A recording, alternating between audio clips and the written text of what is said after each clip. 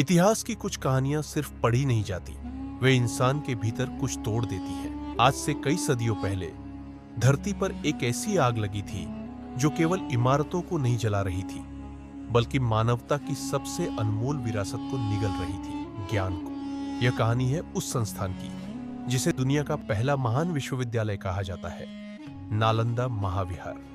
आज जब हम विश्वविद्यालय शब्द सुनते हैं तो हमारे जहन में कंक्रीट की इमारतें और आधुनिक क्लासरूम आते हैं, लेकिन करीब 1500 साल पहले भारत की भूमि पर ज्ञान का एक ऐसा साम्राज्य खड़ा था जिसकी बराबरी पूरी दुनिया में कहीं नहीं थी। नालंदा सिर्फ पढ़ाई की जगह नहीं था, यह विचारों की राजधानी था।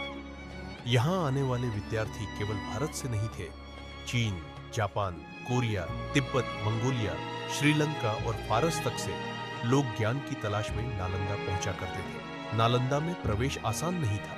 यहाँ दाखिला पाने के लिए कठिन मौखिक परीक्षाएं होती थी। यहाँ करीब 10,000 विद्यार्थी और 2,000 से अधिक आचार्य रहते थे। हर शिक्षक अपने आप में चलता फिरता विश्वविद्यालय था।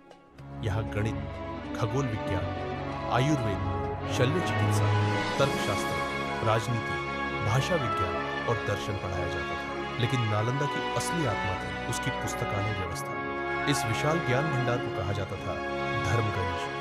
इसके 3 मुख्य भवन थे, रत्न सागर, रत्नोदधि और रत्नरंजन। इन भवनों में लाखों हस्तलिखित पांडुलिपियां थी, जिनमें पीढ़ियों का अनुभव और सदियों की खोजें दर्ज थी। इतिहासकारों के अनुसार जब इन पुस्तकालयों में आग लगी तो वह आग 3 महीनों तक बुझी नहीं। 3 महीने तक ज्ञान जलता रहा। नालंदा एक शांत स्थान था। यहां हथियार नहीं थे, सिर्फ विचार थे। लेकिन इतिहास गवाह है, जब भी ज्ञान शक्तिशाली बनता है तो उसे मिटाने वाले जरूर पैदा होते हैं। 12वीं शताब्दी में उत्तर भारत की राजनीति बदल रही थी। इसी दौर में इतिहास में एक नाम उभरता है, बख्तियार खिलजी, एक आक्रमणकारी जिसका उद्देश्य था सत्ता, विस्तार और नियंत्रण। कहा जाता है कि उसे ज्ञान से डर लगता था, क्योंकि ज्ञान सवाल करता है और सवाल सत्ता को असहज कर देते हैं। साल था 1193 ईस्वी। बख्तियार खिलजी अपनी सेना के साथ नालंदा पहुंचा। उसने देखा, कोई किला नहीं, कोई सैनिक नहीं, सिर्फ शांत भिक्षु और अध्ययन में लगे छात्र। उसने पूछा, यह स्थान क्या है?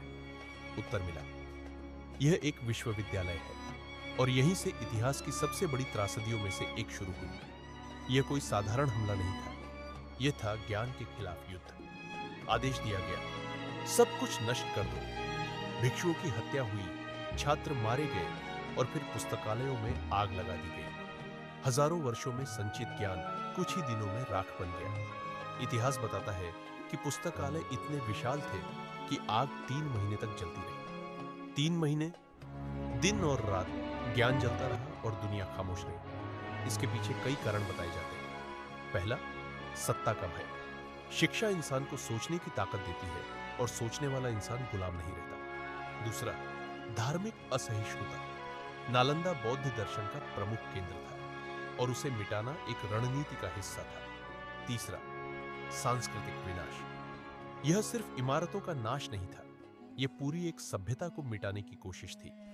नालंदा के साथ दुनिया ने खो दिया प्राचीन चिकित्सा ज्ञान, जटिल खगोल गणनाएं, गणितीय सिद्धांत और अनगिनत दार्शनिक ग्रंथ। संभव है आज जिन्हें पश्चिम में नई खोज कहा जाता है, उनका बीज कभी नालंदा में बोया गया हो। नालंदा के विनाश के बाद भारत में बौद्ध शिक्षा लगभग समाप्त हो गई। कुछ भिक्षु उस रात बच निकलने में सफल हुए। वे अपने साथ कुछ ग्रंथ ले गए। आज वही ग्रंथ चीन और तिब्बत की लाइब्रेरियों में नालंदा की आखिरी निशानी बनकर मौजूद है। बाकी सब हमेशा के लिए खो गया। यह सिर्फ भारत की क्षति नहीं थी, यह पूरी मानव सभ्यता का नुकसान था। नालंदा हमें चेतावनी देता है, जब भी ज्ञान को खतरा समझा जाएगा, विनाश तय है। आज नालंदा खंडहर है, लेकिन उसकी टूटी दीवारें आज भी सवाल पूछती हैं। क्या हमने सच में प्रगति की है, या आज भी हम सवालों से डरते हैं? क्योंकि फर्क सिर्फ इतना है, आज आग दिखाई नहीं देती। नालंदा जलाया गया ताकि लोग भूल जाए, लेकिन सच को जलाया नहीं जा सकता। दोस्तों, यह था आज का वीडियो। अगर आप ऐसी ऐतिहासिक और डॉक्यूमेंट्री वीडियो में रुचि रखते हैं तो हमारे चैनल पर और भी कंटेंट मौजूद है।